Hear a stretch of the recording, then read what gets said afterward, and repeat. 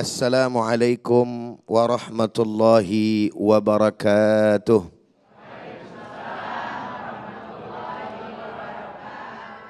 Hamdan wa syukran lillah wassalatu wassalamu ala rasulillah wa ala alihi wa sahbihi wa man walah wa la hawla wa la quwwata illa billah amma ba'd.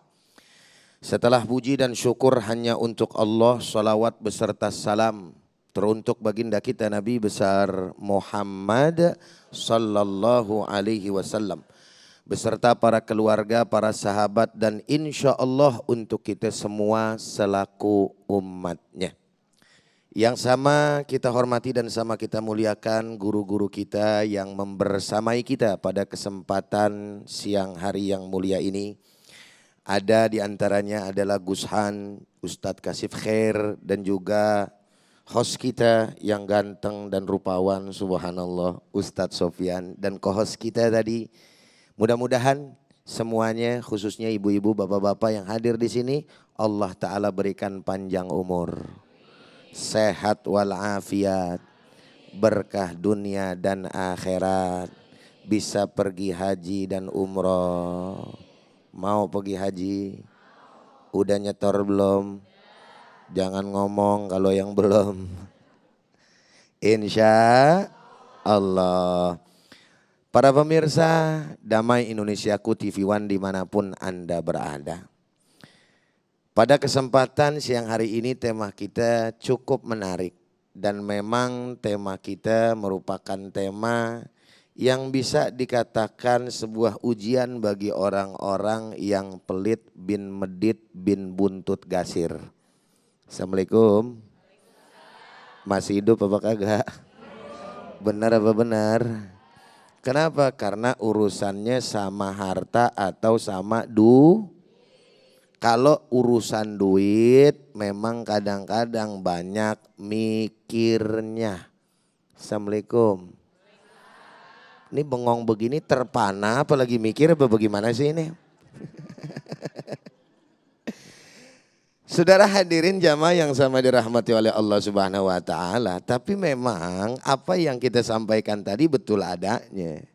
Kenapa? Karena urusan duit rada berat.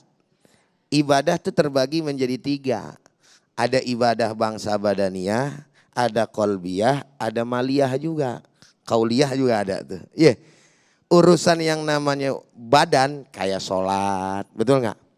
Urusan yang namanya qalbiyah, urusan hati itu, ya.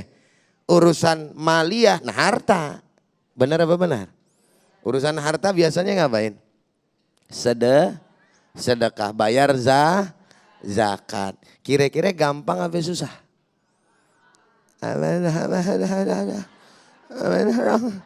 Gampang apa susah? Yang benar. Kalau kata Ustadz mah susah. Kudu ada doanya. Doanya itu Allahumma paksain, wa usahain, wa adain tuh. Baru bisa kita. Bisa mengamalkan apa yang Allah Subhanahu wa taala sampaikan dalam surat Al-Maidah ayat 2 di akhirnya itu ada wa ta'awanu 'alal birri wat taqwa wa la ta'awanu 'alal itsmi wal udwan. Saling tolong menolong kamu dalam kebaikan gitu ya. Dan jangan tolong menolong dalam urusan kemaksiatan. Nolong yang namanya saudara-saudara kita, bantu yang namanya kita punya saudara, itu dalam Islam amat sangat dianjurkan.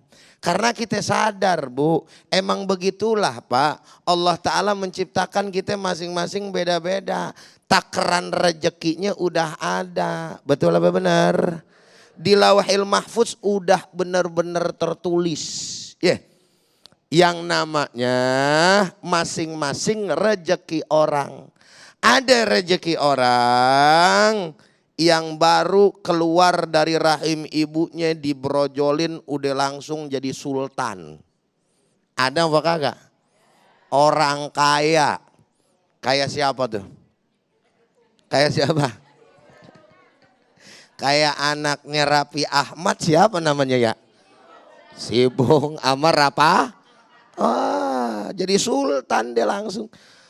Iya, Ada orang yang memang pada saat keluar dari rahim ibunya, ya dari timur ke barat, dari timur ke barat, seumur umur melarat, begitu kata orang bilang. Benar ya?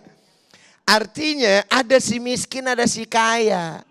Tapi kalau bicara yang namanya iman, orang kaya punya iman, tahu betul dia bahwa yang namanya harta yang ada pada dirinya itu dititipi nama Allah Subhanahu wa taala, dan kelak pada saat dia meninggal dunia akan mempertanggungjawabkan apa yang diberikan sama Allah Subhanahu wa ta'ala. Sedangkan si miskin Allah juga sayang kepadanya. Supaya apa? Supaya dia nanti enggak banyak ditanya pada saat di hari Maka bagi orang yang fakir, bagi orang yang miskin juga jangan sampai kufur sama nikmat dan tidak bersyukur kepada Allah. Loh kenapa? Karena itu memang takdir Allah. Maka di dalam rukun iman ada yang namanya beriman kepada takdir qada atau qadarnya Allah Subhanahu.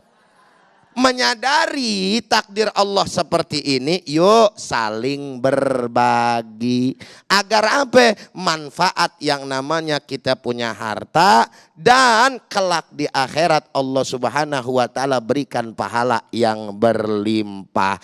Alhamdulillahirabbil. Dari tadi Ustadz ceramah kiri megang HP terus nih. Bukannya mau mejengin HP.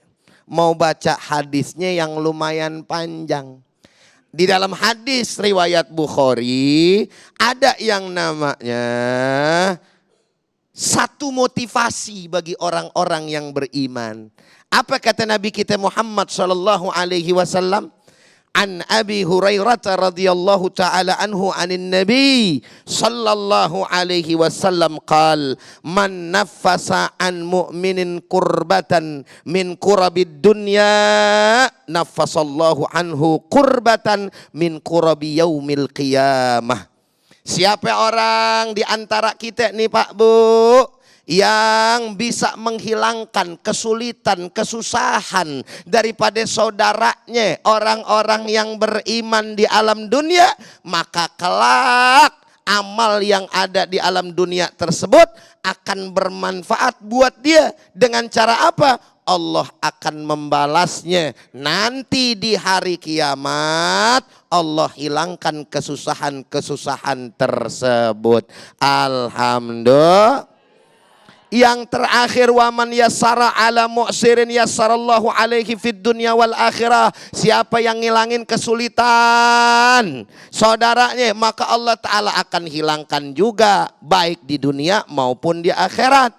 Dan sebagai penutup, waman satara musliman satarahullahu fid dunya wal akhirah wallahu fi aunil abdi maka al abdu fi auni akhi. Siapa orang yang nutupin daripada aib-aib saudaranya, Allah nanti akan tutupin aibnya di akhirat, dan Allah akan menolong hambanya selama hambanya menolong hamba yang lain. Insya. Maka yang terakhir, jangan kita sering buka aib saudara kita. Insya. Baik, Masya Allah, terima kasih tausiah pertama yang kita dengarkan bersama-sama yang disampaikan oleh Ustadz Abdurrahman Jailani. Sejatinya sebagai seorang muslim kita telah menjadi ciri khas yang diajarkan oleh Allah Subhanahu wa taala dalam Islam, bahwa kita saling menolong, saling membantu, bahkan saling meringankan beban di antara saudara-saudara kita. Nah, bagaimanakah keutamaan ketika kita berbuat dermawan dan juga murah hati? Insya Allah pemirsa, di segmen kedua ini Gus Han guru kita akan menyampaikan di segmen kedua. Sesaat lagi tetaplah di Damai Indonesia Go.